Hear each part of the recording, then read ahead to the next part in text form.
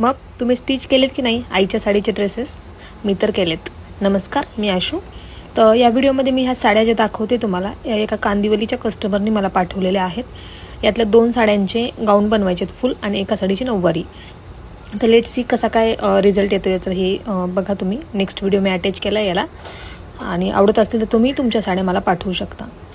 तर ही आहे एक 7 ते 8 वर्षाच्या मुलीसाठी ब्राह्मणी नऊवारी, जी की 6 वार साडीमध्ये आरामात झाली आणि खूप छान लुक आला आहे. एकदम प्रॉपर प्लेट्स वगैरे आल्यात आणि त्यातलाच ब्लाऊज पीससुद्धा नवीन साडी होती, म्हणजे यूज नव्हती केली त्यांनी, त्यामुळे ब्लाऊज पीस पण होता, त्याचा ब्लाऊज शिवला. आणि ही साडी हा सेकंड आहे. इरकल साडी मध्ये ग्रे कलर होता, त्याचा हा फुल गाऊन शिवला आहे आपण.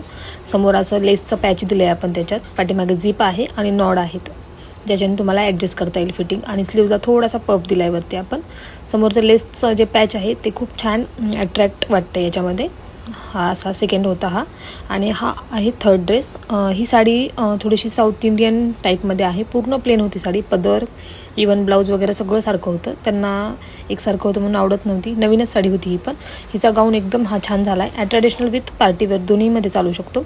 गळ्याला एक छोटीशी लेस लावली आहे फक्त आपण, आणि याला कमरेला बेल्ट बनवायचा आहे, आणि यालाही बॅकला चेन आणि नॉड असं दोन्ही दिलेलं आहे आपण. तुम्ही तुमच्या साड्या नक्की पाठवा. चला, बाय बाय.